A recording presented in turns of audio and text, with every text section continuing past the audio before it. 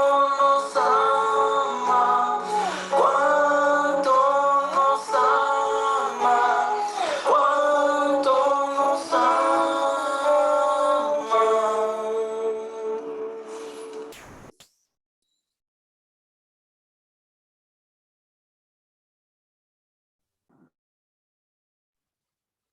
Bueno chicos, en este momento vamos a dar paso a nuestro hermano Martín Larios, que nos va a dar una conferencia sobre aspectos históricos entre las ligas. ¿Le vamos a ayudar, hermano?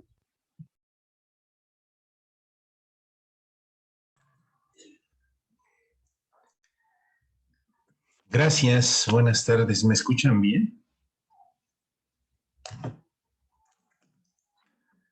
Déjenme compartirles una presentación que tengo por aquí.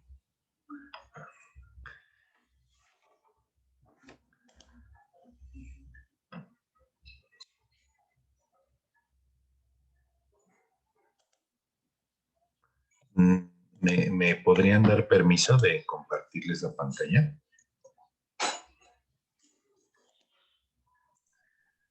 Creo que ya quedó. ¿Me puede confirmar? Confirmado, ya está. Gracias.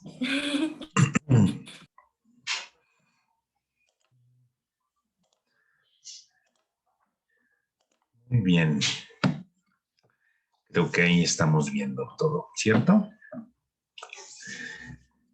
Pues primero que nada, doy muchas gracias a Dios por la vida de todos ustedes, de todas sus familias, y que nos permite compartir esta celebración, esta conmemoración de que yo le he llamado 132 años elevándonos y elevando, a propósito de nuestro lema de la Liga Metodista de Jóvenes e Intermedios en su 132 aniversario.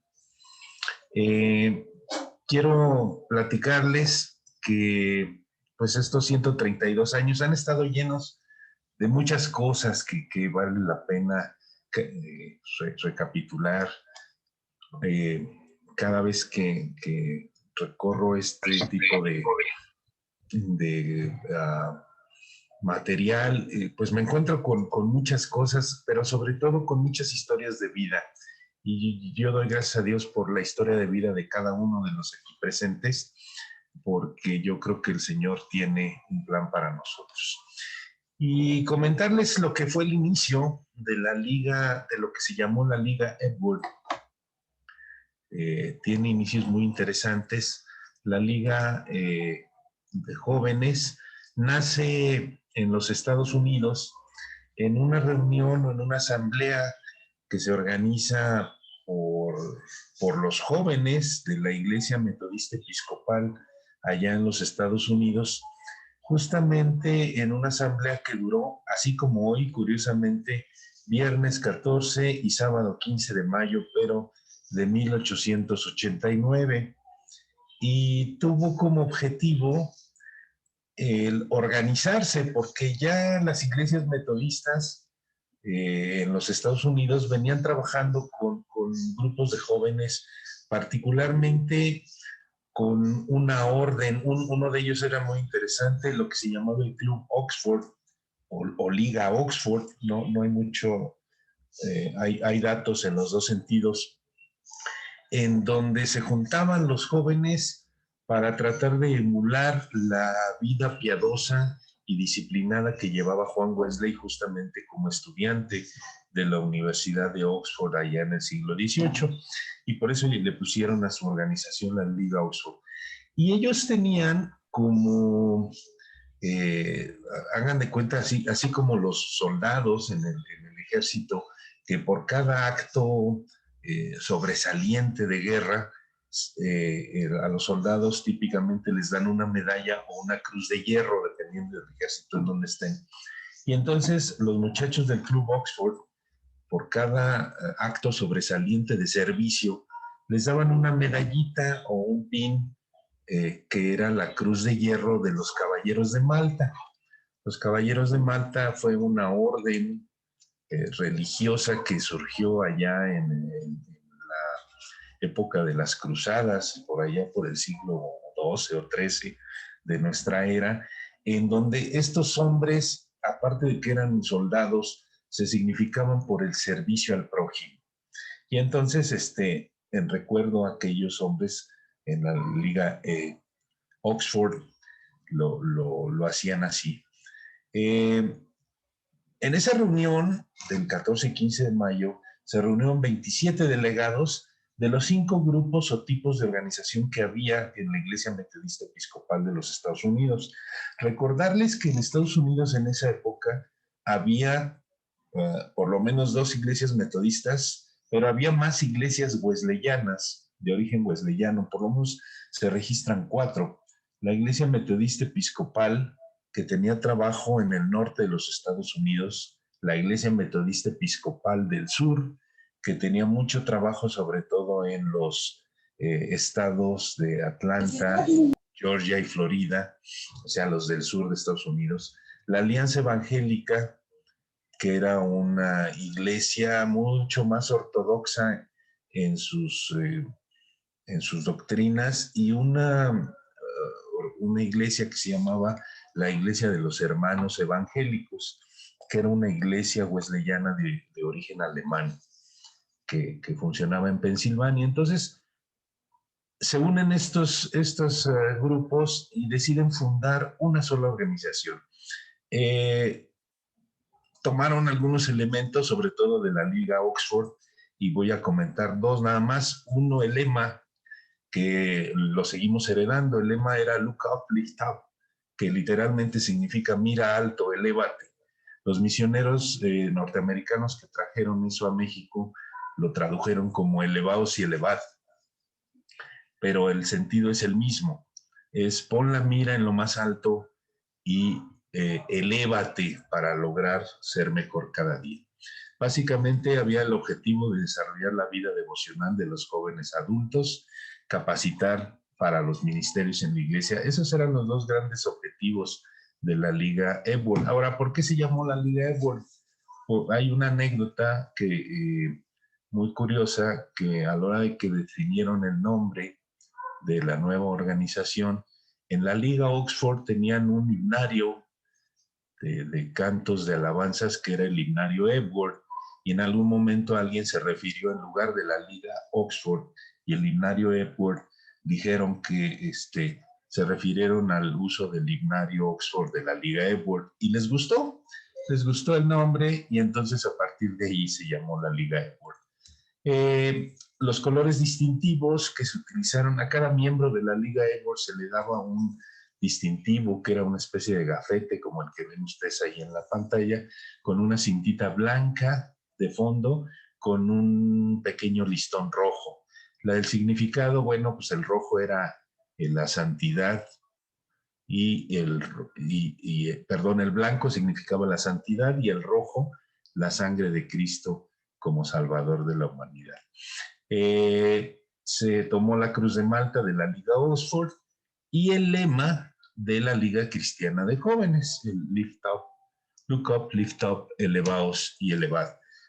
Esta era la promesa que tenía que comprometerse cada liguero, que decía la promesa de la Liga Edward: ansiosamente buscaré para mí y para los demás el más alto modelo de vida y experiencia según nos enseña el Nuevo Testamento.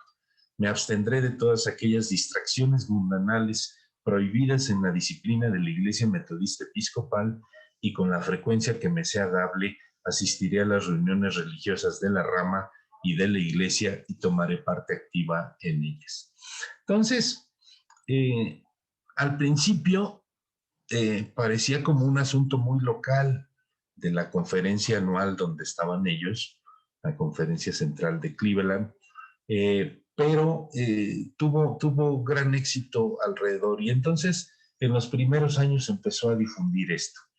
Cuando tú organizabas una Liga Edward en tu iglesia, te entregaban un certificado como un certificado de la Liga Edward de la Iglesia Metodista Episcopal.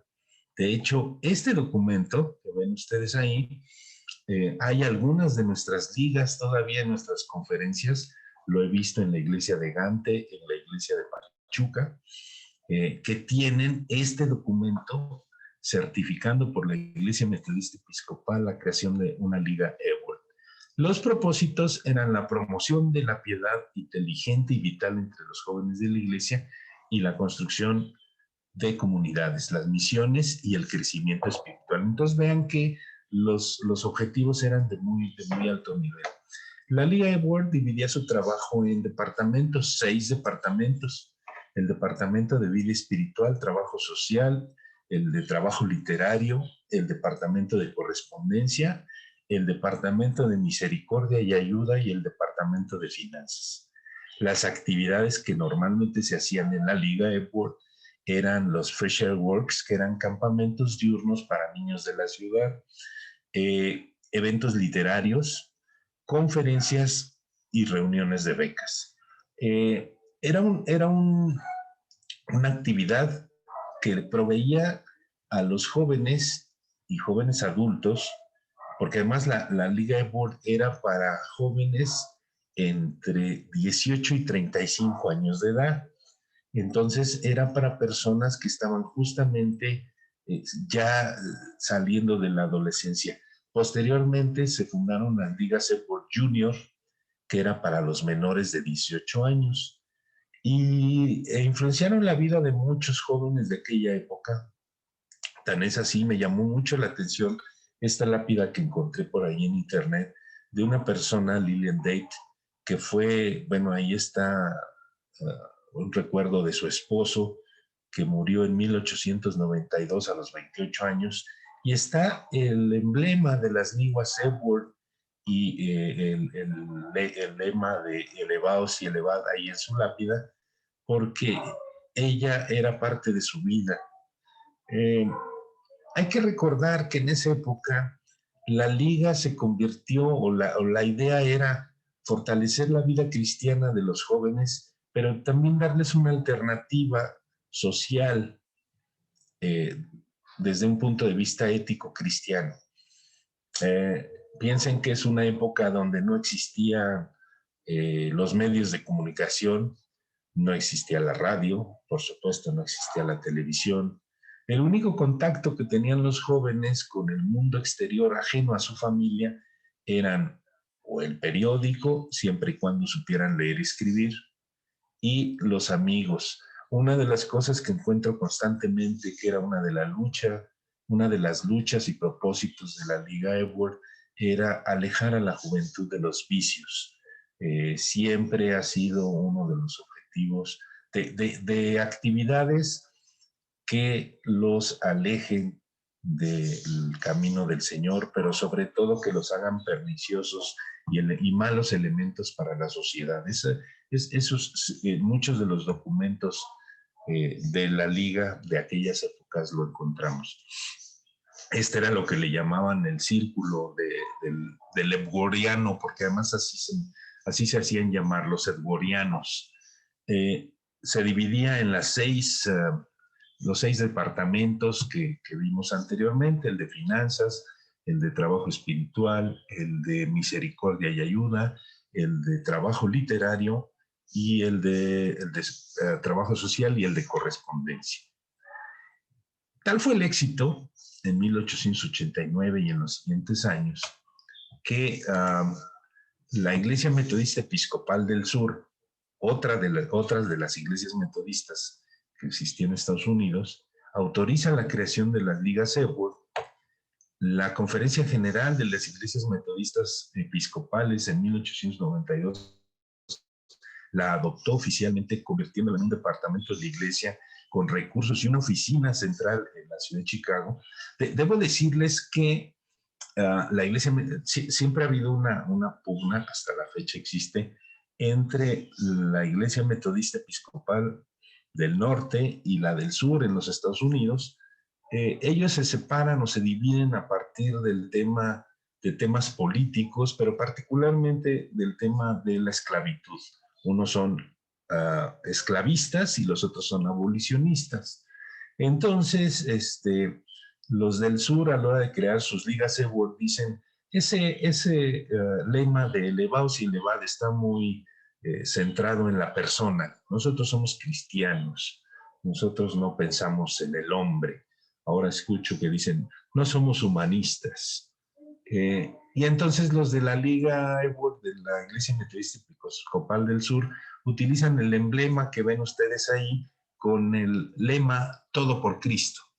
Entonces había ligas Eword en el norte que eran elevados y elevados, y las ligas Eword del sur que su lema era Todo por Cristo.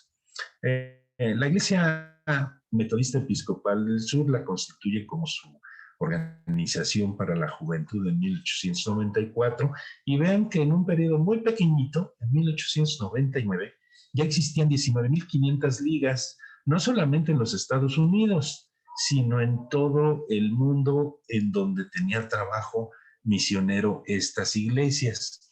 Básicamente estas iglesias ya se habían puesto a trabajar en abrir misión en varios países de Latinoamérica, particularmente México, Panamá, Colombia no, Argentina y Uruguay. En África, en varios países de África, y en las antiguas colonias británicas o zonas de influencia británica, como la India, China y Australia. Entonces ya había casi 20,000 ligas en el mundo y 1.75 millones de edwardianos en todo el mundo. Los medios de difusión que ellos utilizaban, había dos fundamentalmente, el Eword Herald y el Eword Era, la Era Eword y el Heraldo Eword. Estos los invito a que los busquen en internet. Ahí en ese link que está ahí, esta presentación se las voy a dejar. Pueden leer ejemplares completos del Eword Herald y con artículos muy interesantes.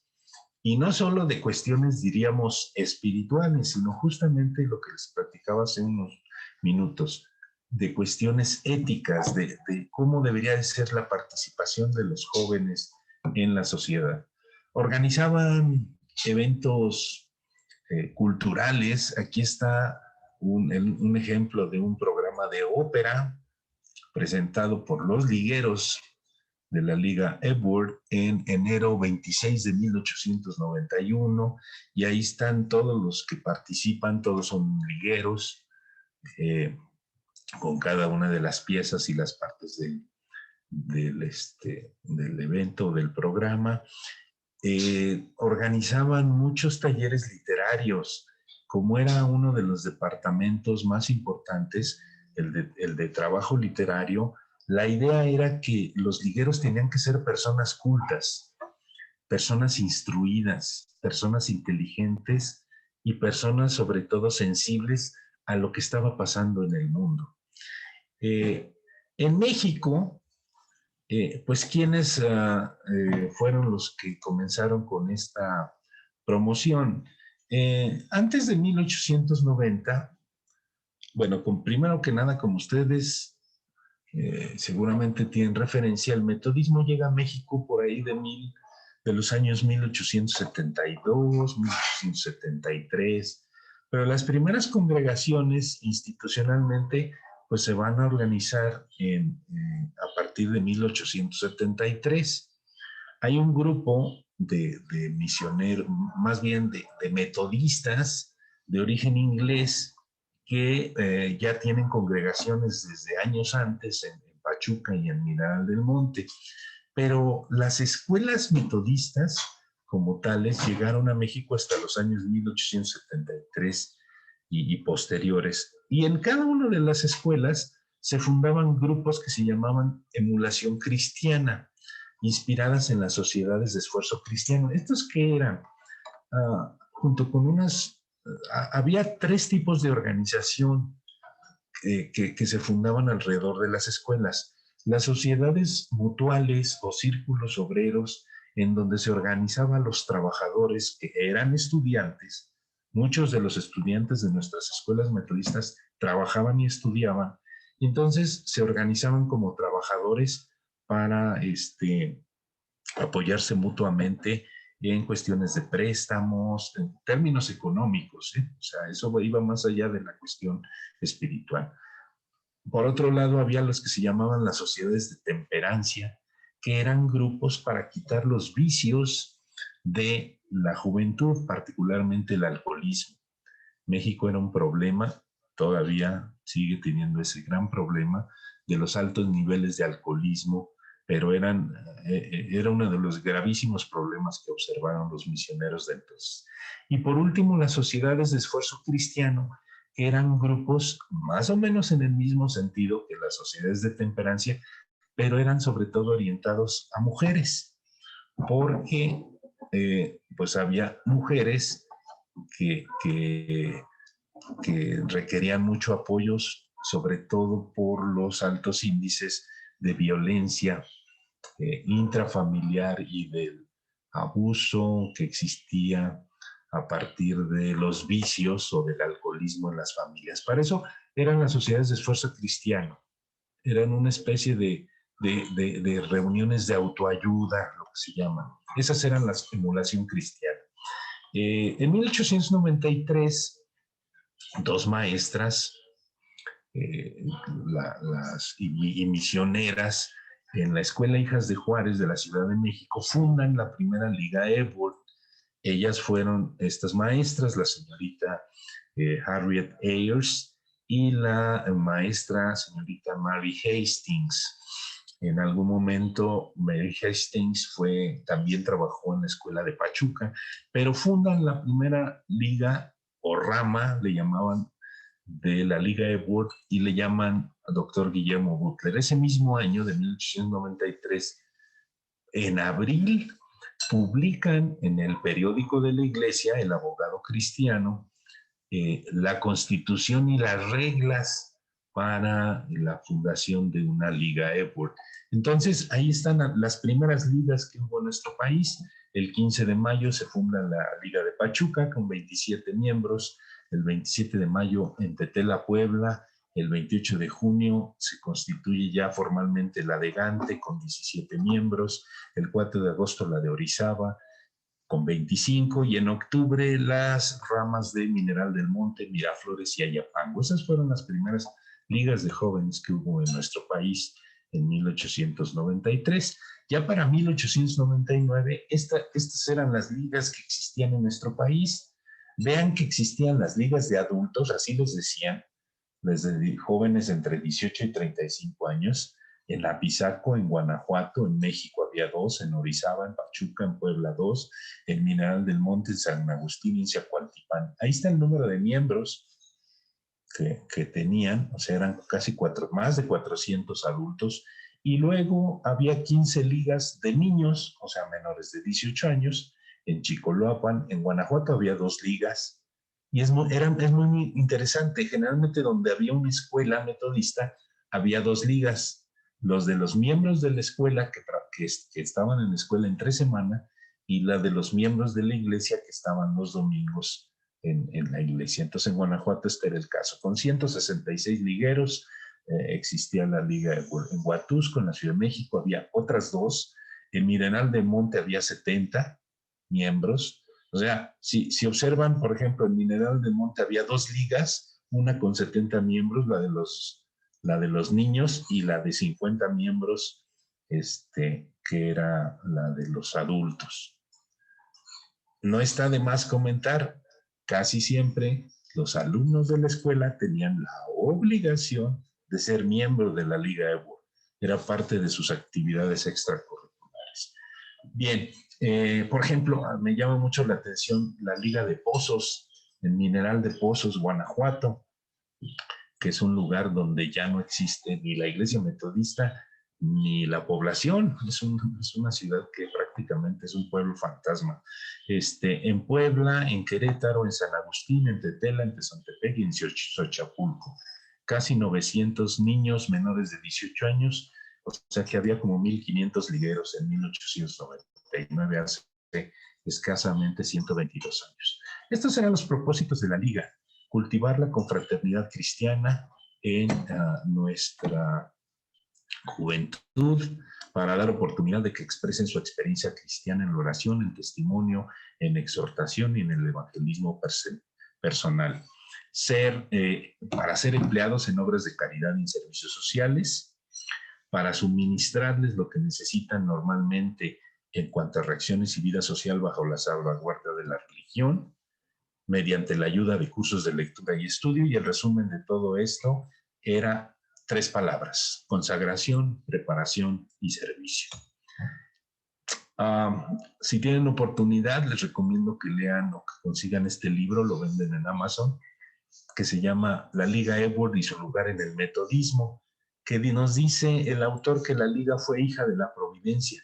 Es uno de esos movimientos que han caracterizado a la Iglesia cristiana y en ninguna parte son más evidentes que en el surgimiento y progreso del metodismo. Es decir, la Liga Eword fue muy importante para el crecimiento del metodismo. La Iglesia estaba lista para la Liga Eword. Las condiciones metodistas lo exigían. Y cuando llegó la plenitud del tiempo, silenciosamente y con tanta rapidez, que fue una sorpresa y un asombro para la mayoría, ocupó su lugar en nuestra casa metodista. En resumen, la Liga no era una organización de la Iglesia. La Liga era la Iglesia. Era donde se formaban los obreros de la Iglesia. Era no solamente el espacio para la juventud, sino era el espacio para ser metodistas y para crecer y fortalecerse mutuamente como metodistas. Algo que deberíamos de repensar, nada más lo dejo ahí, el semillero de formación ministerial que deben ser las ligas de jóvenes. De ahí deberían de salir, por ejemplo, los pastores o los maestros o los líderes de nuestra iglesia. Y bueno, pues nos seguimos encontrando algunos casos insólitos donde tenemos ministros de diferentes, no solo pastores, que nunca han pisado una liga de jóvenes, o aún obispos que no conocen lo que es una liga de jóvenes, ¿no? Bueno, parecía que todo iba, dicen, miel sobre hojuelas, muy bonito. Pero ¿qué le pasó a la Liga Eword? Pues pasaron varias cosas. Primero, se vino la Revolución Mexicana. Entre 1910 y 1930 hay un periodo de decaimiento muy fuerte en nuestra iglesia. Llegó la Revolución Mexicana, muchos ligueros vieron o tuvieron la necesidad de participar en la Revolución Mexicana. Hubo mucha mortandad, no solo por la guerra. Recordemos que en 1918 también hubo una fuerte pandemia que mató casi 500,000 de mexicanos, la gripe española. Varios templos fueron destruidos en las zonas donde afectó más la revolución. Prácticamente entre 1911 y 1913 todos los misioneros estadounidenses se fueron de México. No ayudó mucho que en 1914 Estados Unidos invadiera México. Entonces había cierto sentimiento antiestadounidense. Y luego viene la Constitución de 1917, en donde se le quita la personalidad jurídica a las iglesias. No porque algo quisiera la iglesia metodista, más bien buscando la igualdad y en función de lo pernicioso que ha sido la Iglesia Católica Romana en la historia de nuestro país. Entonces eso implicó que se perdieran sobre todo muchas de las escuelas. Llegó a haber en nuestro país, se calcula que unas 160 escuelas evangélicas en la época de la Revolución, de las cuales 60 eran metodistas, y después de la Revolución no sobrevivieron más de 20. También los misioneros, recuerden que el metodismo en ese entonces no era una iglesia metodista de México, todas eran esfuerzos y misiones de iglesias extranjeras. Entonces, en 1910 hay una conferencia misionera en Edimburgo, Escocia, en donde se plantean cuáles son las estrategias que van a seguir las diferentes denominaciones a nivel mundial. Y ahí sufre un golpe fuerte el trabajo evangélico en México, porque todos los europeos se retiran de los apoyos. Estoy hablando de dinero y de misioneros, donde dicen ya no tiene sentido mandar misioneros a Latinoamérica porque pues ya son cristianos. Ellos ya los evangelizó España en el siglo XVI, así es que ya no hay necesidad.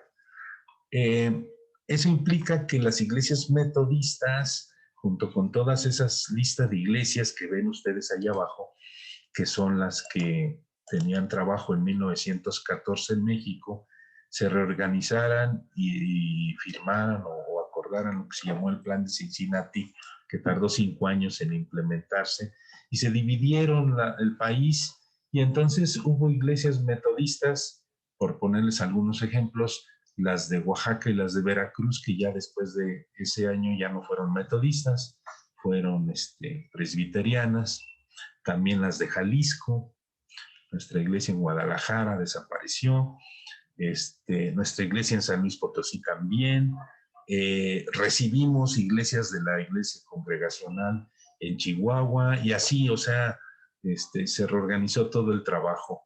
Eso en algunos puntos tuvo beneficios, pero generalmente tuvo más perjuicios que beneficios y acabó molestando sobre todo a los evangélicos de México.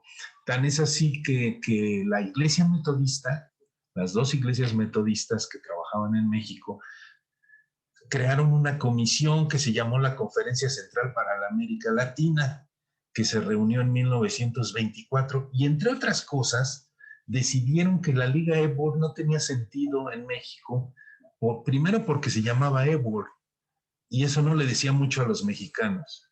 Entonces que había que pensar en algo más latinoamericano y por eso le pusieron la Liga Metodista de Jóvenes. A partir de entonces nos llamamos Liga Metodista de Jóvenes. Eso se ratificó sobre todo en el Congreso Evangélico que hubo en Cuba, en La Habana, en 1929, con la participación muy importante de Gonzalo Báez Camargo, en donde se habla del trabajo misionero que se tiene que hacer a través de los jóvenes. En Estados Unidos, la Liga EBUR desaparece en 1939 por situaciones más que económicas o de algún otro tipo, pues por la situación social que ellos vivían. El asunto está en que ellos participaron en esas décadas en 2 guerras mundiales y muchos de sus jóvenes varones se fueron a morir en la guerra o a quedar como veteranos de guerra, pero sobre todo a partir de los años 40 o 50 en Estados Unidos se da el fenómeno de que la gente empezó a dejar de tener hijos o tenían menos hijos. Y tan es así que lo que quedó como organización que se llamó la Fraternidad Juvenil Metodista sobrevivió hasta 1968, en que se unen todas esas iglesias de origen wesleyano en los Estados Unidos y se funda lo que hoy se llama la Iglesia Metodista Unida, como una aspiración, debo decirles, y lo pongo muy entre comillas, porque la Iglesia Metodista Unida de Estados Unidos es todo eso, es todo menos unida.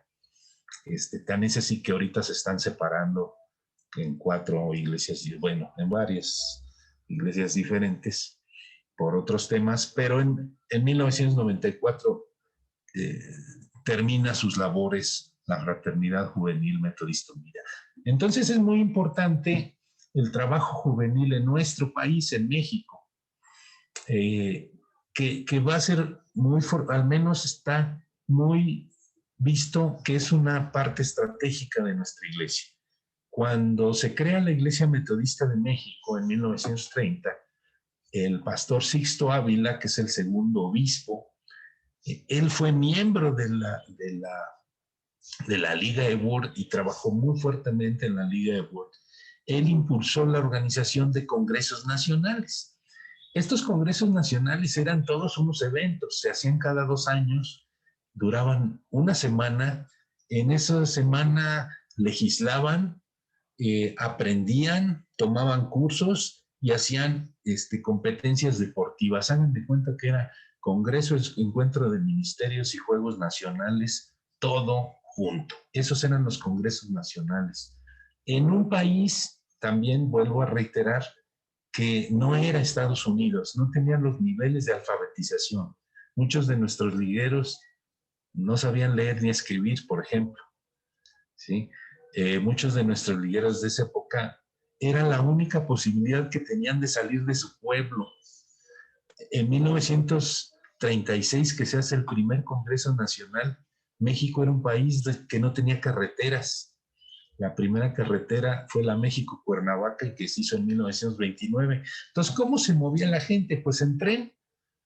y no todas las ciudades estaban conectadas por el tren. Entonces, por eso se elige San Luis Potosí en 1936, primero porque es una zona con una importante estación de tren, es la zona central del país, es una ciudad donde no hay una iglesia metodista.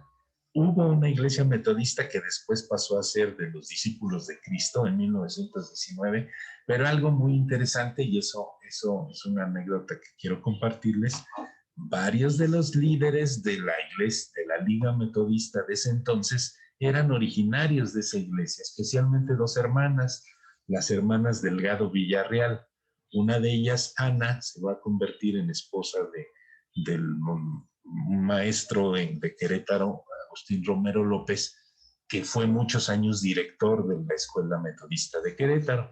Entonces, ella es una de las organizadoras de este primer congreso en esta iglesia, la iglesia central, que ahora se llama Iglesia Cristiana Central de los Discípulos de Cristo. En este templo fue el primer congreso de la Juventud Metodista. Cerca de 500 jóvenes se reunieron ahí en 1936 y, entre otras cosas, bueno, definieron el nombre o ratificaron el nombre. Todavía muchos le decían Ligas Eword, pero a partir de ahí oficialmente se llaman Ligas Metodistas de Jóvenes.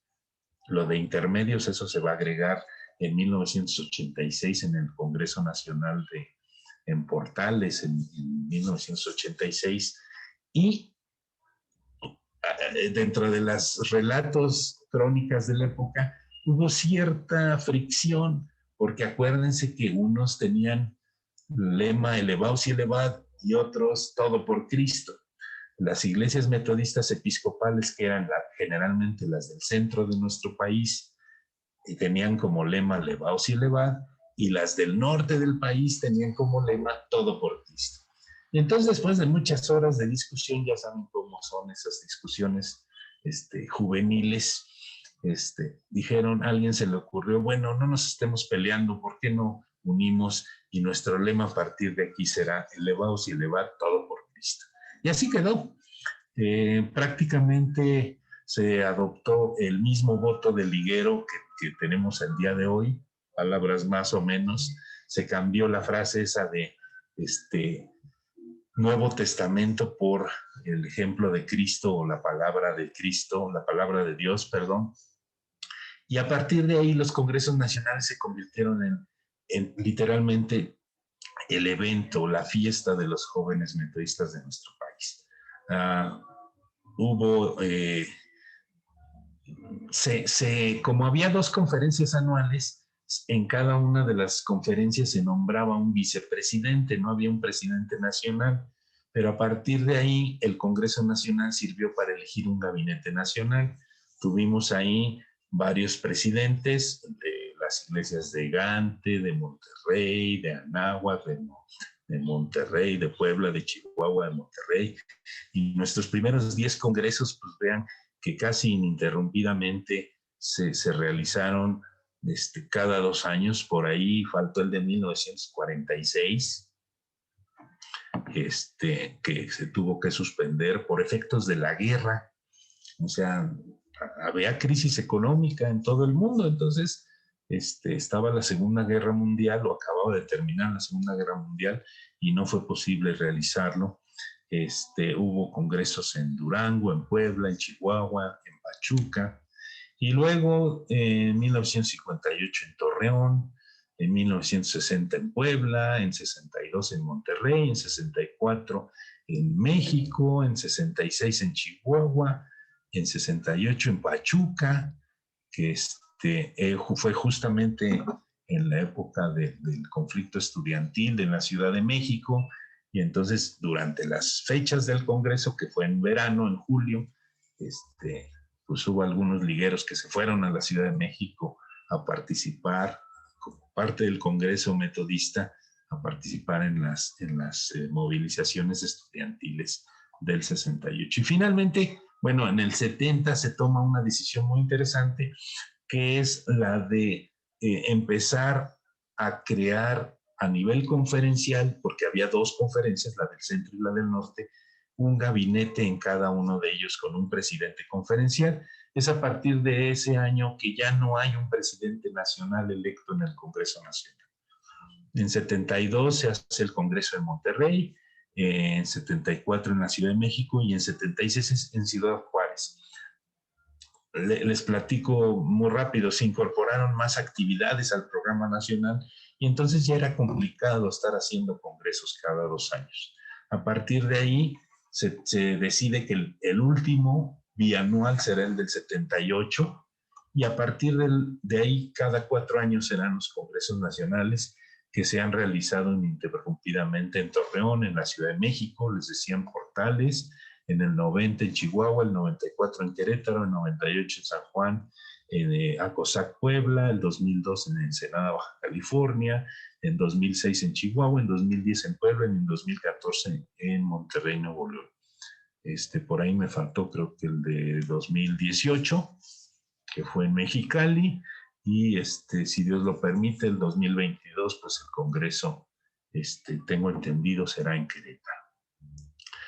Algunas fechas importantes, en 1974, por ejemplo, con el trabajo en 2 conferencias se impulsó el trabajo misionero, lo que se llamó la Operación Sureste, o sea, las ligas de jóvenes abrían iglesias, las iglesias de Mérida, de Villahermosa y algunas en Veracruz fueron abiertas, mantenidas y promocionadas por las ligas de jóvenes. Eso dio origen a la Escuela de Trabajo Misionero, que durante un tiempo funcionó como semillero para el Ministerio de Misiones. En 1976 se acuerda incorporar los Juegos Nacionales al programa regular. Eso era algo que no existía antes, porque los Juegos Nacionales fueron algo que se hizo como algo especial en 1973, que se cumplió el primer centenario del metodismo en México.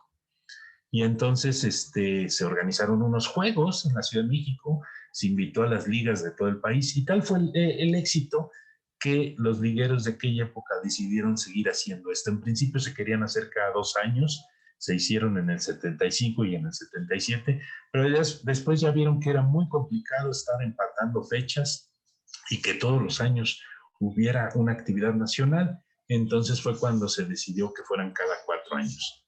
En 1986 nos tocó participar en cambiar el nombre oficial a Liga Metodista de Jóvenes e Intermedios. Aquí tengo junto a mí a una de las promotoras de esas iniciativas, una liguera muy entusiasta y decidida, y muy guapa además, ¿verdad? y entonces le impusieron a la liga, es ahí que todavía conserva en el emblema, porque era importante la presencia de los intermedios. En 1990, debo decirles que los congresos empezaron de alguna manera a decaer porque solo eran actividades legislativas. Muchas de las actividades de desarrollo cristiano, de crecimiento, se cumplían en los campamentos conferenciales. Ya no había, no había campamentos nacionales como tal. Entonces decían que por eso éramos la liga, que cuando había juegos se hacía grande y que cuando había congresos se hacía chiquita. Entonces por eso era liga.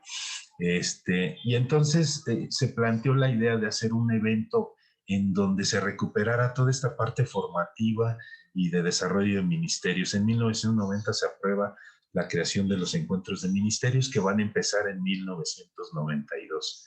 Nada más compartirles algunas imágenes. Este es el programa del primer Congreso Juvenil allá en 1936. Compartirles el lema, me gustó mucho, colaborando con Cristo en el rescate del hombre. Este programita perteneció a uno de los ligueros de Mineral del Monte, de la Liga de Mineral del Monte, que tenemos aquí resguardado, de nuestro hermano Bonifacio Gómez Mesa. Aquí está la foto del Congreso de 1990. Por ahí veo algunos de los que están aquí en la sala. Ya no tan rozagantes como en ese entonces.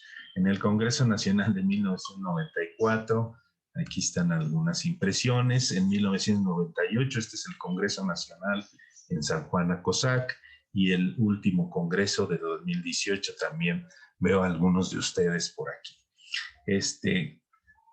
Pues bueno, ¿Qué ha sucedido ya en los últimos años? Ya vamos casi terminando. Nuevas estructuras de trabajo para tratar de hacer más eficiente el trabajo de las ligas.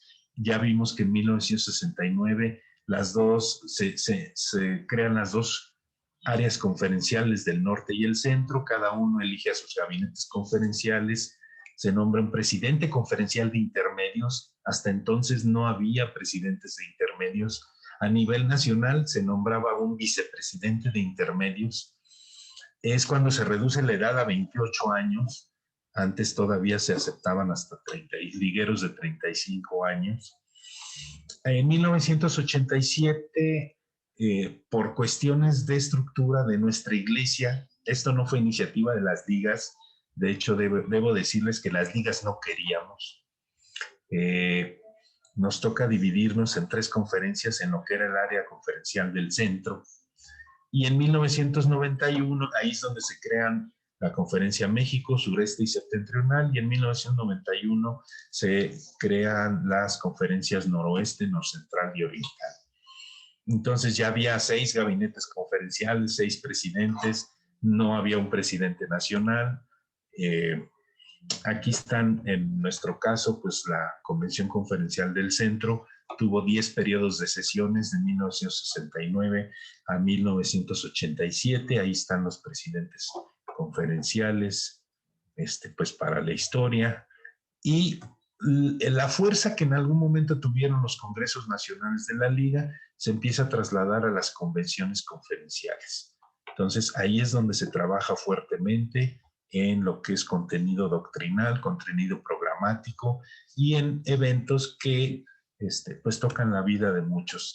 También los campamentos juveniles han sido muy importantes en la historia de la Liga de Jóvenes, porque han sido el espacio en donde, además de un espacio de compañerismo, pues es donde muchos hemos conocido al Señor a través de las diferentes actividades que ahí se realizan. Nuestro órgano de información, Vanguardia Juvenil, tiene toda una historia. En 1936 se crea a iniciativa del pastor Manuel Vigueras Flores, que era liguero además de ser pastor, era liguero, y es el autor del himno Vanguardias Juveniles.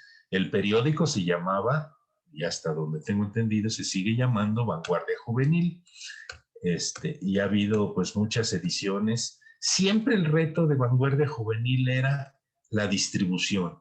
El contenido nunca fue problema, el contenido siempre fue muy rico y siempre había ligueros y pastores que participaban. El problema era distribuirlo en todas las ligas del país. Había veces que nos iban llegando los Vanguardia Juvenil hasta medio año o un año después de cuando los editaban. Entonces, pues transmitir noticias e insisto, recuerden que estábamos en un país en donde casi nadie tenía un teléfono, donde el correo era malísimo y en donde las comunicaciones, pues, la única forma a veces era de boca en boca, de mano en mano, o si lo hacías por correo, pues corrías el riesgo de que tu carta se perdiera o de que llegara un mes después. Bueno, aquí están algunas de las portadas de las Vanguardia Juvenil de los años 70. Hoy pues tenemos nuestro portal de Facebook que hace esto casi instantáneo. Nuestros juegos nacionales han sido, eso sí, les iba a decir ininterrumpidamente realizados, pues no, ya se suspendieron los del año 2020 debido a la pandemia mundial. Los primeros 3 fueron cada 2 años, en México, en Torreón y en Zacatepec, Morelos. Después de Zacatepec, se estableció ya cada 4 años en el año que coincidía con los Juegos Olímpicos. Ahora ya cambió totalmente esa parte, ¿no? Se han hecho en Monterrey, en Pachuca, en Ciudad Juárez, en Cuernavaca, en Monterrey, en Querétaro, en Huastepec, en Metepec, Puebla, en Mexicali y en Chihuahua, respectivamente. Aquí algunas impresiones. Y los encuentros nacionales de ministerios que nacen en 1992. El primero se realizó en Zacatecas, el más reciente, el de Hermosillo, Sonora, en 2019, pero que son espacios para desarrollar los ministerios de los miembros de la Liga. Bueno, mi tablita está muy incompleta. Ahí sí no tengo información. Pero veo que el Encuentro Nacional de Ministerios es uno de los eventos más ricos y más propositivos de la Liga. En el 2011 tuvimos la oportunidad, el gozo de recibir a más de 500 jóvenes en este evento. Y bueno, la Liga en general, ya para terminar, son muchos recuerdos. Hay gente que verdaderamente atesora todos sus, así como les daban su cruz de hierro con la liga de la Cruz de Malta, bueno, pues hay gente que guarda todos los gafetes y todos los distintivos que hubo en las actividades, ¿verdad?, de una manera totalmente, pues con mucho cariño, ¿no? Pero sobre todo, independientemente de los objetos, es las vidas y los rostros que han sido transformados a lo largo de la vida de estos 132 años. No son muchos. Aquí veo algunas fotos de algunos gabinetes nacionales.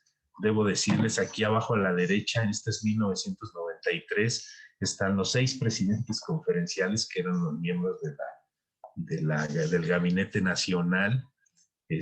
Cuando tuve la oportunidad de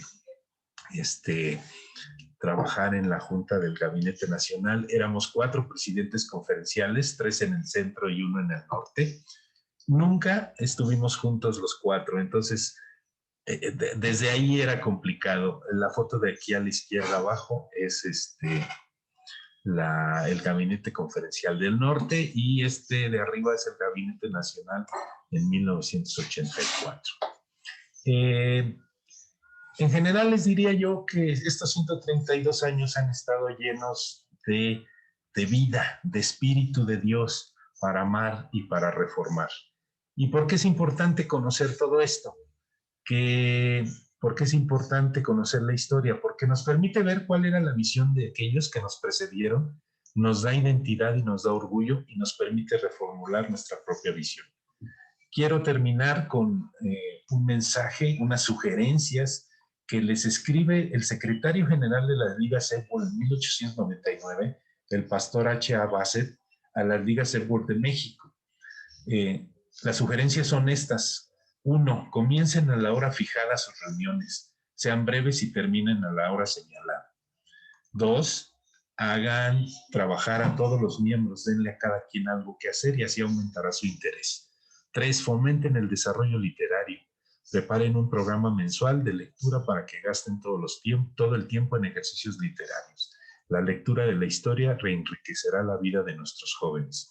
4. Tengan presente que el objeto de la Liga es desarrollar el carácter cristiano y llevar a los que no están salvos hacia el Cordero de Dios.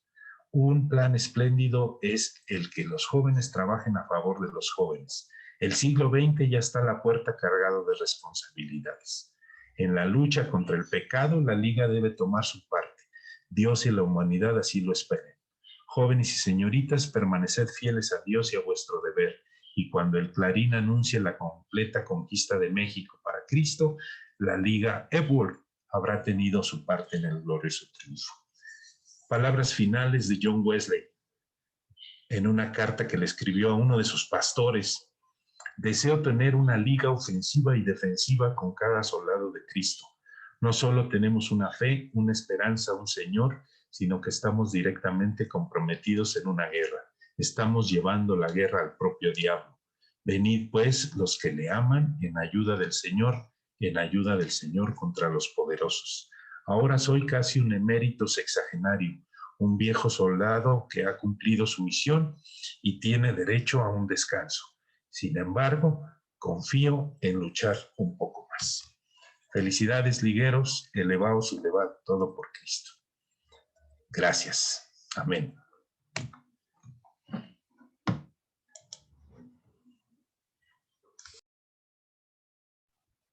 Muchas gracias, Bruno. Damos gracias a Dios por la vida que Dios le permite tener y porque el día de hoy puede estar con nosotros en este momento.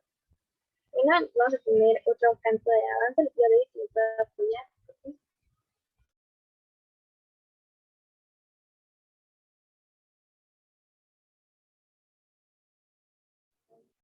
Okay.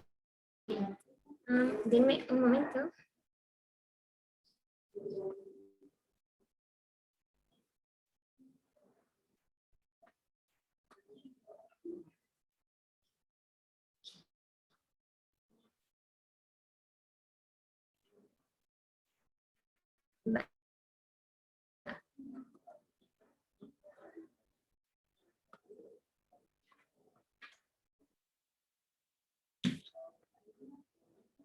Hola, mi nombre es Ángel, soy de la iglesia de Cuautla y vamos a alabar el nombre de nuestro Señor con este canto de adoración que se llama Este Día Especial.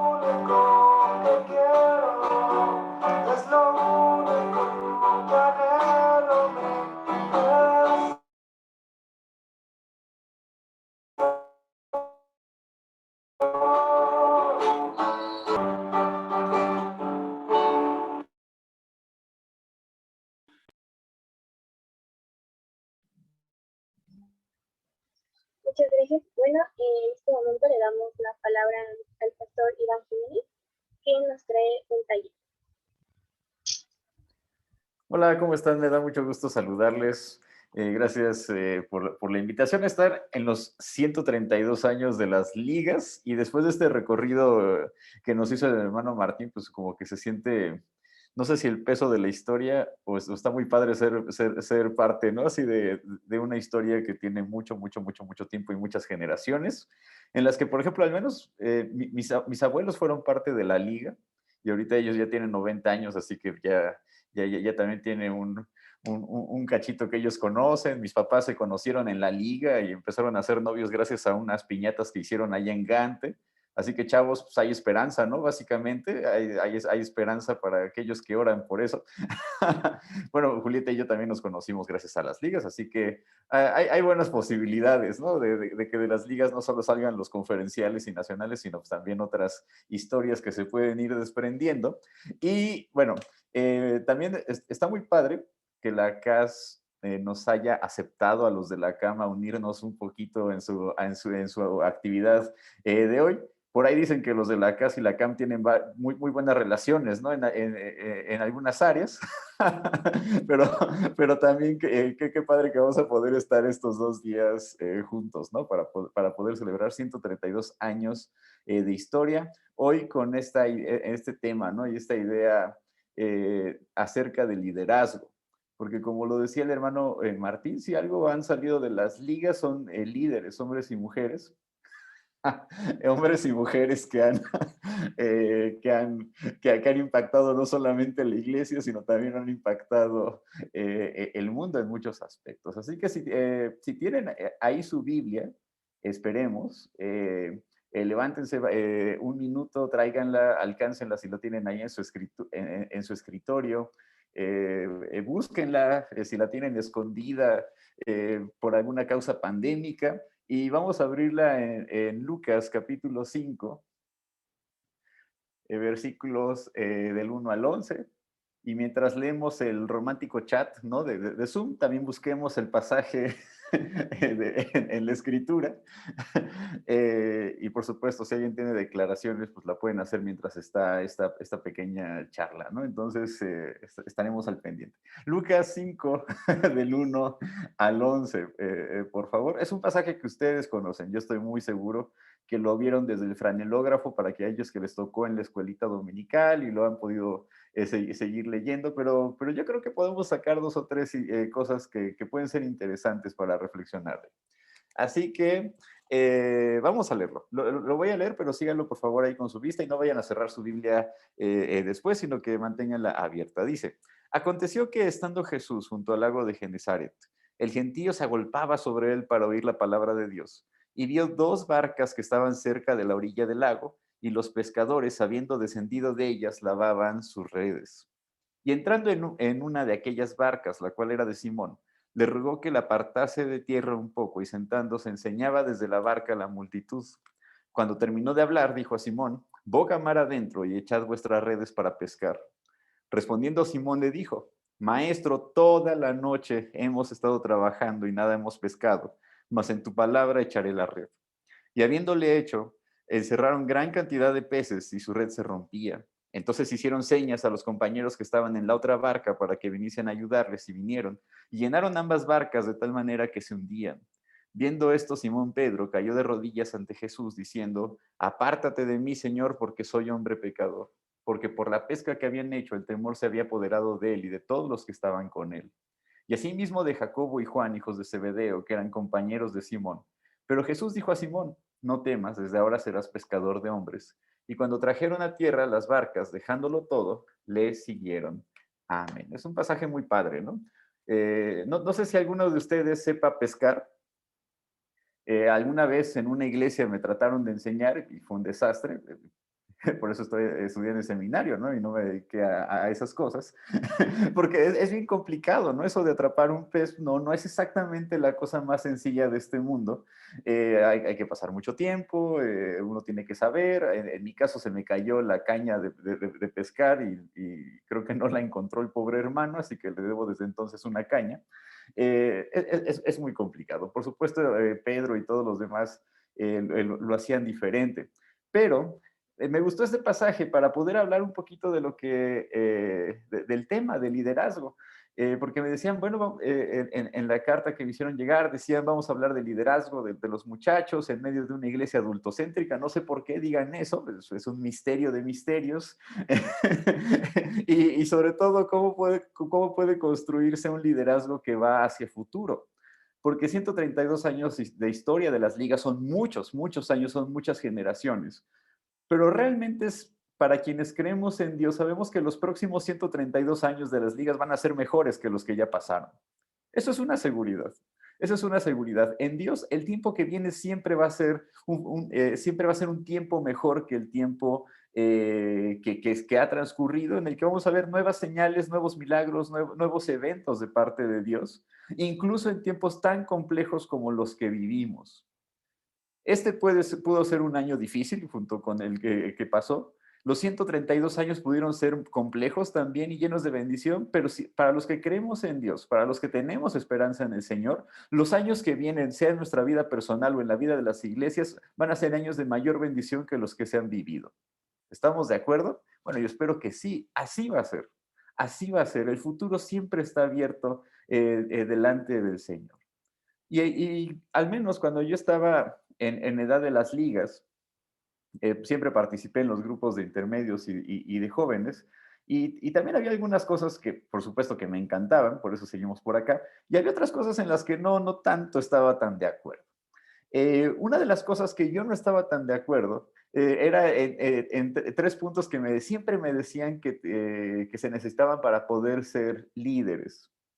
Y lo primero que me decían es que había que crecer, ¿no? Así como es como si tener pocos años fuera una especie de pecado, pues, una enfermedad ahí, ¿no? Así, una cosa medio extraña. Y nos dicen, no, es que siempre me decía, al menos con quienes crecí, siempre decía, es que cuando seas grande vas a ver las cosas diferente, ¿no? Yo decía, bueno, pues eso es obvio, ¿no? pero ¿qué tiene que ver, no?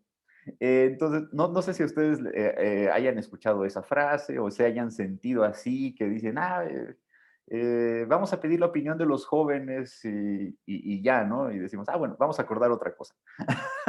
¿No? Entonces, parece que uno de los pecados o de los impedimentos para ser líderes, a veces pareciera ser que no tenemos los años que deberían ser para poder decidir algunos rumbos, para poder reflexionar, para poder ofrecer puntos de vista, para poder opinar cómo deben ser las cosas o cómo se desean que sean las cosas, ¿no?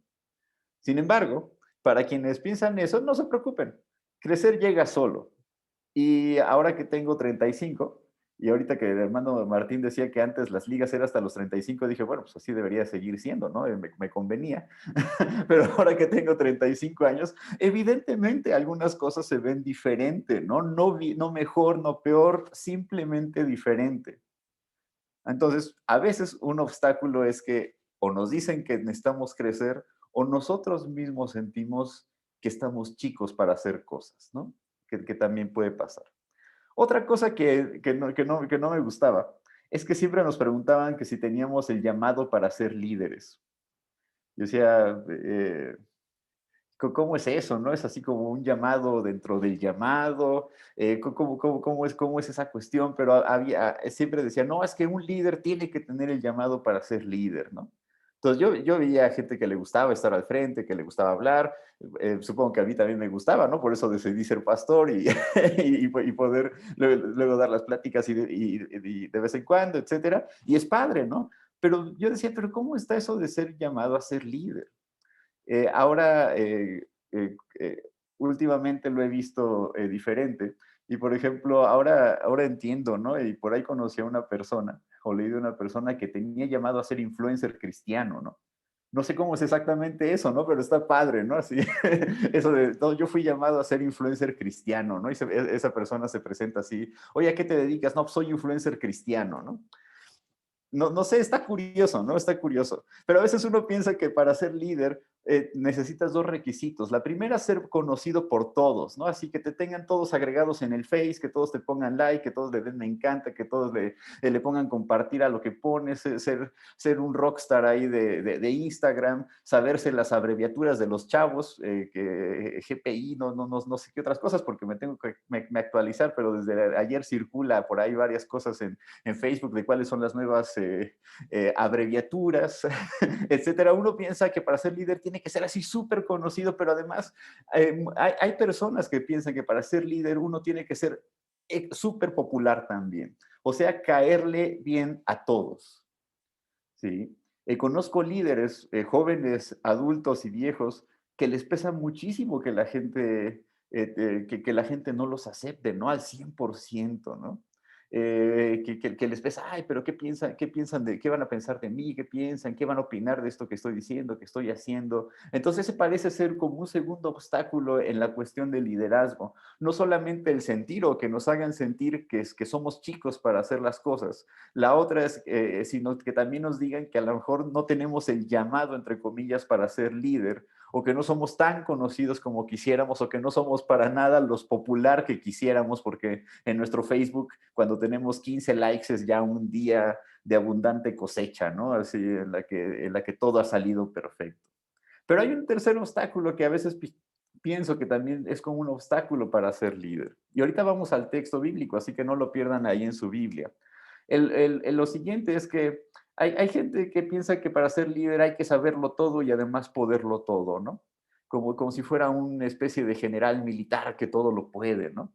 Por supuesto, si van a dar un tema, no está de más estudiarle un poquito, ¿verdad? Pero, pero hay gente que piensa que para ser líder todo se debe de poder, todo se debe saber y como que todo debe estar concentrado en la persona o en la persona que está enfrente. Si nosotros vivimos nuestro liderazgo con esos tres pecados, entre comillas, con esas tres circunstancias, créanme que ni lo van a disfrutar y tampoco van a encontrar que tienen mucho fruto. De hecho, en el texto que leímos, si todavía tienen su Biblia ahí abierta, espero que sí, van a ver que es todo lo contrario. Y eso se vuelve bastante interesante. ¿Qué tenemos en el texto? A ver si podemos recordarlo. Está Jesús. Es un Jesús que además es joven, ¿eh? Ya no era liguero, ya tenía 30 años, pero los que tenemos 30 años nos gusta ver a que Jesús todavía es joven porque nos conviene, ¿sí? Así que Jesús era joven, tenía 30 años. Amén, gracias hermano Eliud. Quienes estén cerca de esa edad pueden poner amén, un corazoncito. Es más, yo lo voy a poner a mí mismo porque está padre, ahí está. Entonces, Jesús era joven, Jesús no estaba casado, Jesús era soltero, a Jesús no lo conocían mucho, no era definitivamente popular, no era maestro porque no había ido a estudiar a las escuelas rabínicas o a las escuelas de los sacerdotes, él era un carpintero, o sea, no tiene nada de las características que luego nos dicen que tenemos que tener para poder ser líderes. Es más, Jesús tampoco se consideraba líder, Jesús se consideraba un siervo, así literalmente. Y la primera escena del texto que leímos, ahí en el versículo 1, si pueden dirigir su mirada, es que está a la orilla de un lago. Y la gente se empieza a golpar para poderlo ver. Parece campaña política, ¿no?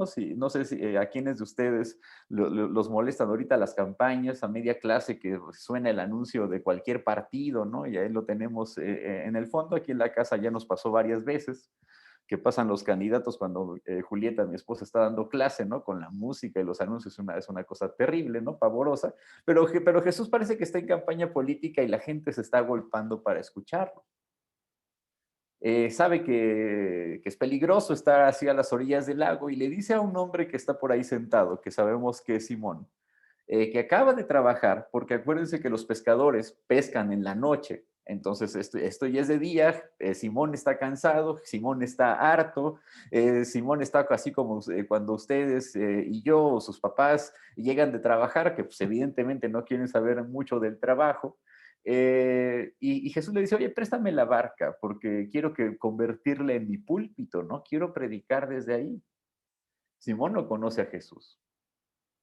Sin embargo, acepta. Termina el sermón. Espero que no haya sido demasiado largo, ¿no? Sí, me imagino, pobre Simón, ¿no? Esperando ahí también. Y Jesús le dice, oye, vamos a pescar, ¿no? Mete al agua la barca, vamos a pescar. Y Simón le dice, oye, maestro, ¿estás viendo y no ves? O sea, acabamos de regresar, trabajamos toda la noche. No ves pescados en nuestra barca, pues no pescamos nada y tú todavía quieres que vayamos a echar la red. ¿A quién tenemos aquí en escena? Tenemos, en primer lugar, a hombres anónimos, porque eso eran los pescadores, que no cumplían con los estándares de éxito de aquel tiempo.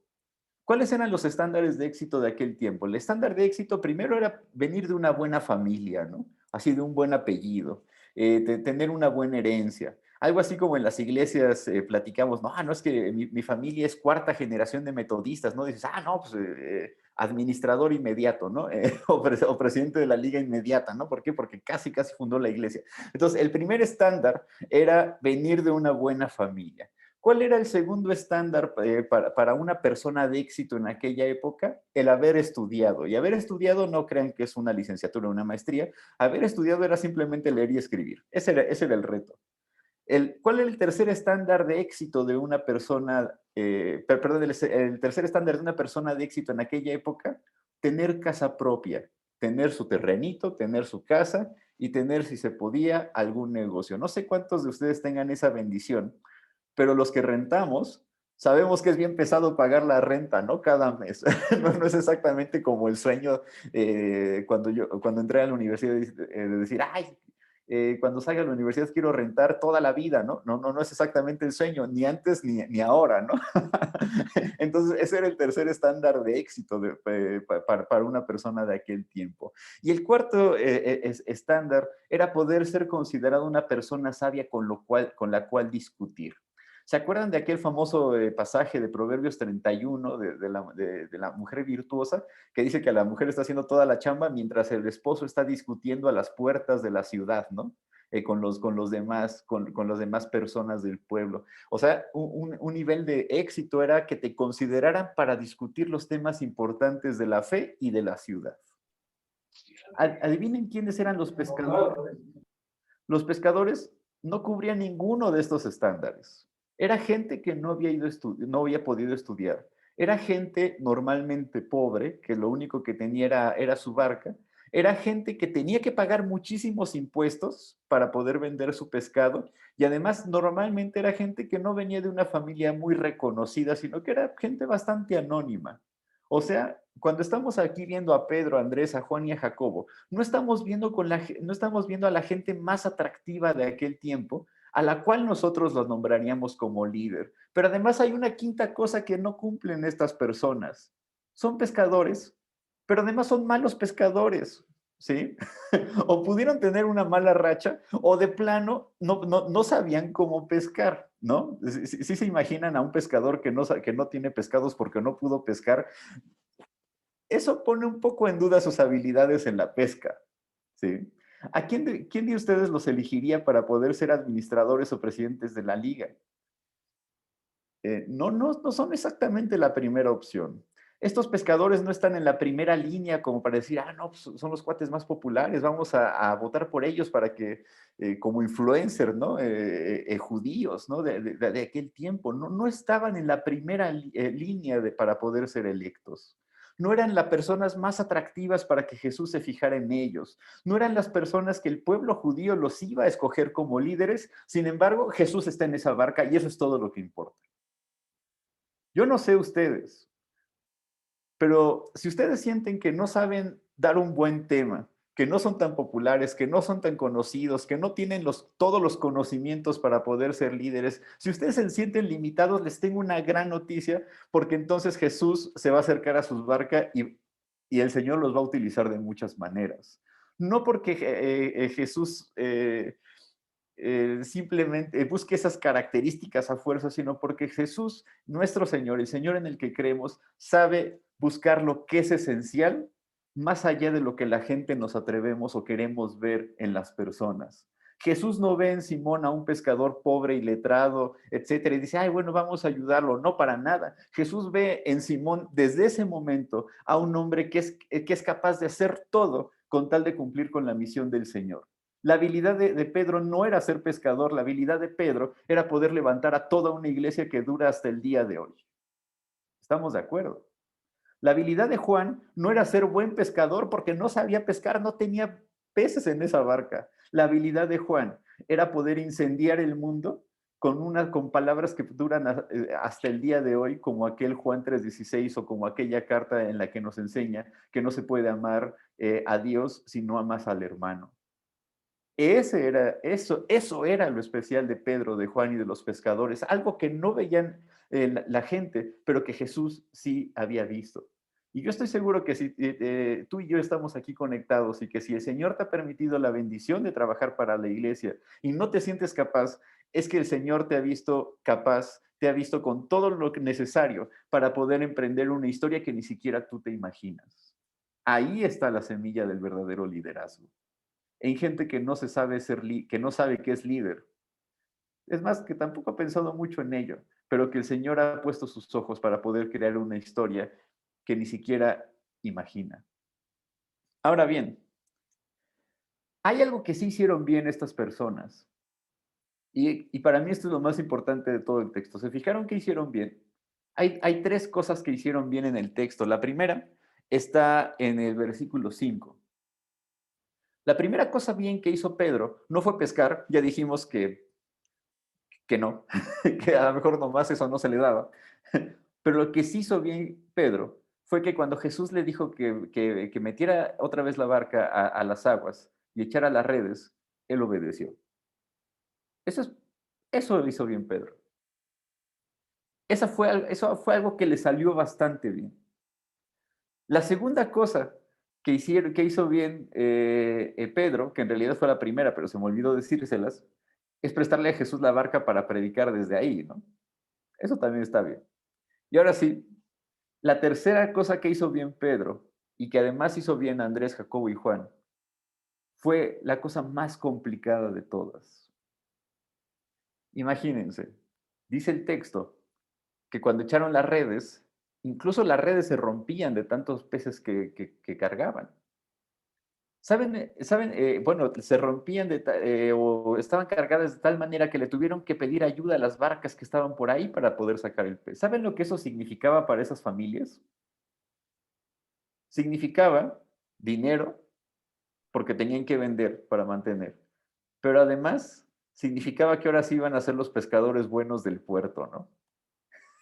Ellos habían llegado la noche anterior sin nada, y ya me imagino, ¿no? Cómo veían a las demás barquitas que sí sacaban los peces diciendo, estos cuates, no, pues quién sabe cómo le hicieron que nosotros no.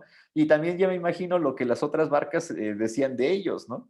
Que no eran tan buenos. Pero con tantos peces en las redes, podían regresar al puerto y ser los mejores pescadores de la jornada y seguramente con un récord del puerto. La mejor cosa que hicieron estos 4 hombres, la mejor cosa que hizo Pedro, Andrés, Juan y Jacobo, fue dejar los peces, fue dejar la ganancia que traían los peces y fue dejar la fama que le traía esa gran pesca atrás para poder seguir a Jesús. Estamos de acuerdo. Yo no sé si yo lo hubiera dejado. Está muy atractivo tener un buen ingreso y además ser conocido por ser buen pescador. Pero dice el versículo 10 y versículo 11 que Jesús le dijo, oye, no temas, ¿no? Esto que acabas de pescar no es nada a comparación de lo que vamos a hacer, tú vas a ser pescador de hombres. Y dice el versículo 11 que dejaron las barcas ahí en la playa y que dejándolo todo, lo siguieron. Si algo hicieron bien estos hombres fue renunciar a la fama de los peces, de la buena pesca, al dinero de la pesca y a todos los beneficios que estaban ahí alrededor con tal de seguir a Jesús. Y ahora bien, quisiera terminar con 3 frases muy sencillas, pero para mí es el punto central del liderazgo, sobre todo un liderazgo que va a crear futuro, ¿va? Y que está basado en esto que leímos. Lo primero es que el título de líder es atractivo, pero la verdad es que no es la meta ni tampoco es lo suficiente. ¿Sí? Así como el título de ser el mejor pescador, el pescador con el récord Guinness de pesca de Galilea, estaba muy padre, pero no era exactamente lo suficiente. El título de ser líderes está muy padre, pero no es la meta, no es lo que perseguimos y tampoco es suficiente. ¿Sí? Ahora que veíamos con el hermano Martín, ¿no? La lista de todos los presidentes que ha habido, ¿no? Que veían en la tablita. Hay varios hermanos que conozco y que sigo frecuentando hasta el día de hoy por varios asuntos de la iglesia y está muy padre y siguen sirviendo en la obra del Señor. Pero el tiempo de ser líderes pasa, no es la meta, Es una circunstancia que llega por gracia de Dios, por el favor de las ligas, por favor de los hermanos y nada más. Lo realmente importante está en otra cosa. La segunda frase. Lo que sí es necesario es el título de seguidores de Jesús. Ahí está el corazón. Hay líderes que no son seguidores de Jesús y esos líderes no los buscamos. Pero todo aquel que sigue a Jesús ha encontrado lo que es esencial, lo que es absolutamente esencial. Todo aquel que decide seguir a Jesús ha encontrado el centro de lo que nosotros buscamos aquí en las ligas. Aquí en las ligas no se trata de tener una gran pesca. Eso va a llegar por gracia de Dios. Ese es trabajo del Señor, la gran pesca. Lo que nosotros buscamos en las ligas es que ustedes y yo, que los muchachos de nuestras iglesias y nuestras familias podamos seguir a Jesús todos los días, dejando todo atrás, dejando nuestras barcas en la playa, dejando todo aquello, aunque sea muy atractivo atrás, porque sabemos que la mejor meta, que las mejores cosas vienen adelante porque Jesús va al frente y que nosotros lo seguimos. Ese es el punto de las ligas, saber que lo que está adelante es mucho más atractivo que lo que ya hemos pescado en 132 años, es mucho más atractivo que ser los grandes pescadores de Galilea o de Querétaro o de la Ciudad de México o de Morelos o donde estemos, que lo que viene adelante es mucho mejor porque el Señor va adelante y nosotros lo seguimos. Eso es lo más importante de ser liguero y de estar en las ligas. Saber que lo esencial es seguir a Jesucristo, dejándolo todo atrás, siempre puesto la mirada en Jesús. ¿Estamos de acuerdo en eso? Ese es el centro. Eso es lo más importante. Pero no se queda ahí. ¿Saben cuál es mi aspiración realmente? Y eso ya es un punto personal, pero está en la Escritura. El título de líder, decíamos, está padre, pero no es la meta. El título necesario es el de ser discípulo. Si a ti te identifican como seguidor de Jesús, ya le hiciste en esta vida, ¿eh? Pero el título que realmente me gusta está un cachito más adelante de la Biblia. Y si ustedes me ayudan a buscar Hechos 17:6, lo van a poder encontrar. Hechos 17:6. La iglesia ya está en marcha en Hechos 17. La iglesia ya tiene grandes milagros, grandes señales, pero también grandes problemas. Y dice este texto: pero no hallándolos, trajeron a Jasón y a algunos hermanos ante las autoridades de la ciudad gritando: estos que trastornan el mundo entero también han venido acá. ¿Saben cuál es el título con el que me gustaría que conocieran a las ligas y a todos los ligueros? Ese título: aquellos que trastornan el mundo entero. Ese título yo lo tengo subrayado con rojo, amarillo, de todos los colores aquí en mi Biblia, porque esa es la meta de las ligas: trastornar el mundo entero. Amén. Podemos ser buenos líderes. Está padre. Se necesita. Tenemos que ser seguidores. Pero si a ustedes y a mí nos conocen como la gente que trastorna el mundo entero, ya le hicimos, mis queridos muchachos. Nuestra misión no es otra, sino trastornar todo lo que existe, poner de cabeza el mundo, traer un mensaje que es tan revolucionario que a veces el mundo lo tiene por locura, predicar que es posible la justicia, en verdad es posible la justicia y que es necesaria y posible la reconciliación. El trastornar al mundo significa que en verdad mujeres y hombres podemos vivir libres, sin miedo, sin violencia, que sí es posible y que eso empieza en las ligas. El trastornar el mundo entero significa que es posible no solamente poder amar, sino amar de manera tan radical como lo hizo Jesús, dando nuestra vida por aquellos que amamos. Eso es trastornar al mundo. Trastornar al mundo es poner el mundo de cabeza, y si las ligas lo han hecho por 132 años, les aseguro que lo tiene que seguir haciendo, y lo tienen que seguir haciendo en este mundo, porque el Señor no busca líderes, el Señor busca seguidores, y busca seguidores que lo trastornen absolutamente todo. Así que, muchachos, mi sueño para las ligas es ese. Somos herederos de 132 años, quienes ahora son ligueros como ustedes, quienes hemos sido y quienes trabajamos en las ligas. Tenemos una historia de 132 años, pero lo mejor está por venir porque Jesús va adelante. Y el Señor nos está llamando, y yo estoy seguro que me está llamando a todos quienes estamos ahorita reunidos. Más que No a ser líderes. dominio no puedo hacer. No a ser líderes necesariamente, que está padre, ya decíamos, el Señor nos está llamando a poner el mundo de cabeza. Esa es nuestra misión. Elevarnos todo en Cristo y de pasada trastornar el mundo para que el mundo crea. Así que mi oración es que el Señor ahí en el lugar en donde están les permita encontrar la manera de hacerlo. Que les permita el Señor trastornar al mundo, pero también trastornar a la iglesia, pero no se lo digan a los adultos. Trastornar, que nuestra misión sea trastornar no solamente al mundo y a la iglesia, sino también a nuestras familias. Hechos 17:6, por lo que preguntan en el chat.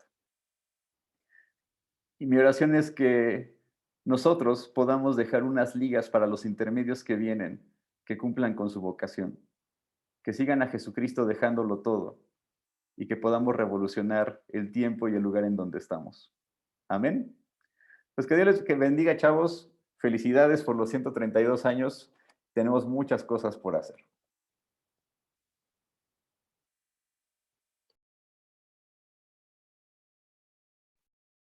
Pues muchas gracias, pastor, y pues es cierto, todavía nos falta mucho camino por delante. Gracias a Dios por esta palabra que hemos podido escuchar el día de hoy. Y bueno, vamos a entonar desde nuestros hogares ahora otra alabanza. Denme un momento.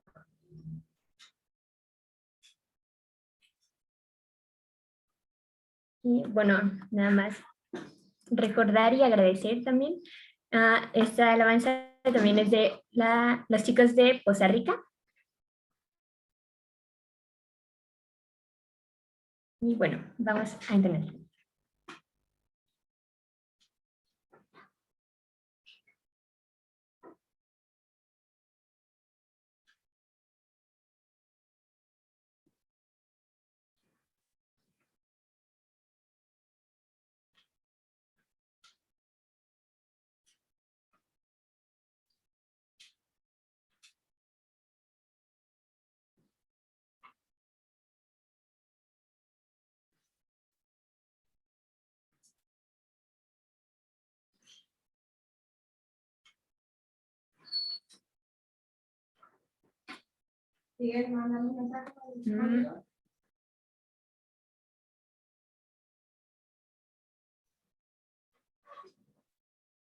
Bueno, ahorita que quieran mi internet, ¿verdad?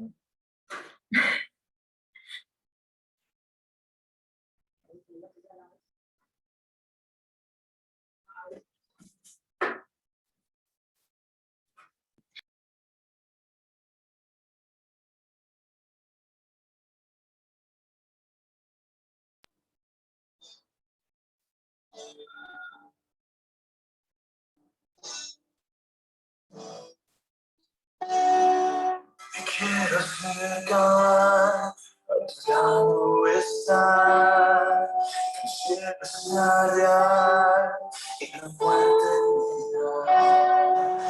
Valle de huesos, ven revivir, cantando unidos, aleluya.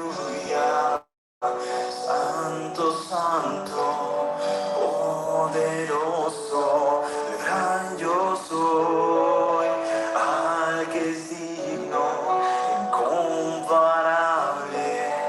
poderoso.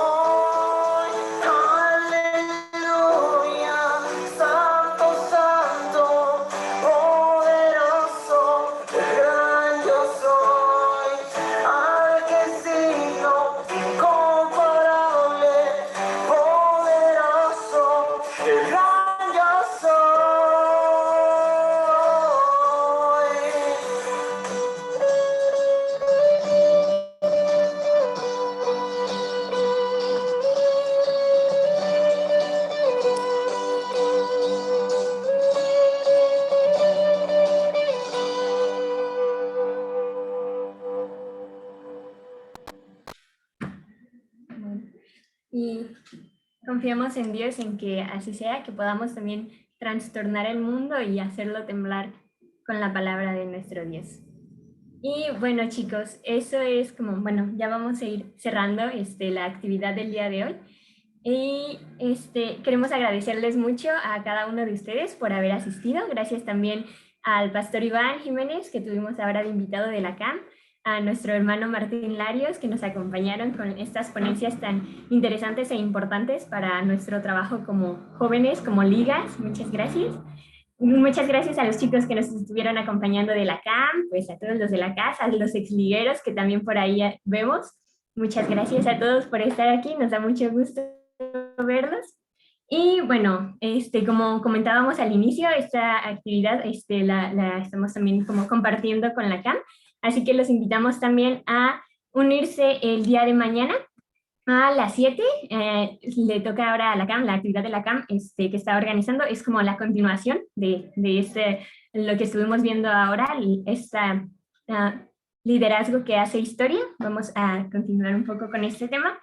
Y bueno, no sé si el youth quiere hacer la invitación oficial. Gracias, Debbie. Chicos, para nosotros es un gusto poder compartir con ustedes esta celebración, estos 132 años. Qué lástima que es de manera virtual y que no pudimos visitarles y estar por allá conviviendo un ratito. Pero bueno, quisiera invitarlos mañana a las 7 en punto para que se conecten y seguiremos esta línea de tema, ¿no? Cuando platicamos con Debbie y platicamos con el gabinete conferencial de la CAM, quisimos continuar con el tema y va a ser de una manera diferente. Tenemos nuestra reflexión, pero también por ahí tendremos algunas dinámicas y algunos juegos, también no perdiendo este espíritu de celebración y también pues de la parte cultural y todo lo que engloba nuestra cruz de Malta. Entonces los esperamos mañana a las 7 de la noche. Estaremos publicando en Facebook y también a través de su presidenta conferencial les pasaremos los enlaces y los códigos para que puedan acceder a Zoom. Los esperamos mañana, chicos. Gracias, Debbie. Pues muchas gracias, gracias por la invitación y pues ahí está, chicos. Las estaremos compartiendo y el enlace para ingresar. Y bueno, no sé si también estuvieron pendientes el día jueves y ayer, jueves y viernes, estuvimos compartiendo algunas historias en el perfil de la CAS, algunos acertijos por ahí, un Kahoot. Bueno, es una actividad que también nos ayudaron los chicos de Distrito Bajío a organizar. Y bueno, no sé si, creo que los ganadores los estaremos dando a conocer próximamente, para que también estén pendientes. Y muchas gracias a todos los que pudieron participar, espero se hayan divertido y aprendido también un poco. Y bueno, entre otros avisos, como conferencia, los queremos invitar también a que estén pendientes de la convención conferencial que tendremos próximamente en junio, el fin de semana del 5, bueno, por ahí. Sí, bueno, estaremos compartiendo la información a través de redes sociales. No se les olvide, pónganse en contacto con su presidente, con su pastor, para que puedan ir pues poniéndose de acuerdo también para ver quiénes serán los que asistirán a esta convención, los delegados para esta convención. Y bueno, también próximamente para julio tendremos nuestros juegos conferenciales. Va a estar intenso esto, pero pues es como las nuevas formas en las que estamos ahora haciendo estas ligas, estas actividades. Y primero Dios, pues sean de mucha bendición para todos. Bueno, esos son los avisos. Y para ir terminando, vamos a tomar la foto y le dejo el lugar a Isaac. Hola chicos, pues los que han estado recientemente en las reuniones de la liga ya saben pues que a mí me toca casi siempre, ya se lo saben, vayan prendiendo su cámara, sacando sus mejores sonrisas. Esto es un asalto, no, no es cierto, no, así no era, bueno, sí es un asalto de sonrisas, ¿verdad? A ver, por ahí veo que sí ya están activando sus cámaras. Se van a tomar varias fotos, entonces, por favor les encargo que sigan sonriendo, se mantengan sonriendo. No, a ver, ahí ya se puso serio uno, no, ¿eso qué? No, pastor, no se ponga serio. Vamos a tomar las fotos en 3, 2. Va la primera. No dejen de sonreír. Como Barbie en la de Toy Story, por favor. Al final los voy a dejar que digan gracias, mis besitos. Como que También como Ken, bueno, sí, sí, en caso de que sean hombres, ¿verdad? Y clic, dice en la 3. Listo, chicos. Con esos son suficientes, creo. No sé. ¿Quieren más? Si no, al rato hacemos una sesión para Instagram. Este, bueno, sale. Muchas gracias. Ya fueron todas las fotos. Y no sé a quién le toque ahorita. Ay, muchas gracias, Isaac. Y bueno, como buen reunión de liga, tenemos ahora la participación de un amiguito de la CAM para entonar la bendición. ¿Estás por ahí? Invoco a Daniel Juárez.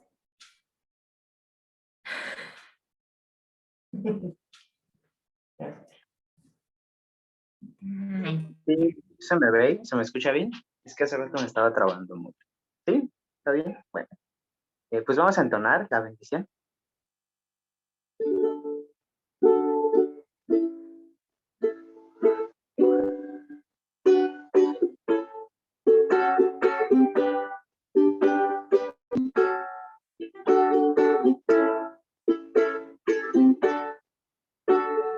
Que te bendiga y te guarde el Señor. Haga su rostro brillar sobre ti. Misericordia te muestre el Creador. Doquier pisare tu planta, haga que en ti resplandezca su paz, que tu alma llene de gracia y amor, que en abundancia te den dulce paz, y en sus caminos te guíen. Amén.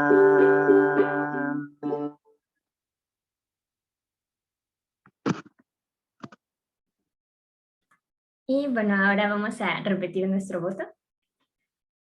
Continuamente me esforzaré en vivir y ayudar a otros a vivir conforme al más alto ejemplo de vida y experiencia que encontramos en Jesucristo.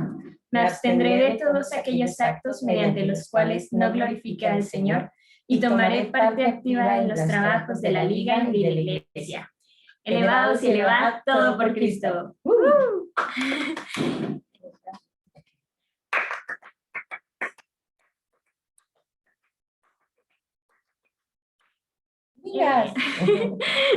Pues muchas gracias a todos, chicos. Y bueno, no sé si quieren cotorrear un ratito. Nada más ahí dejamos de grabar por... Ah, no es cierto. Dejaron de sonreír.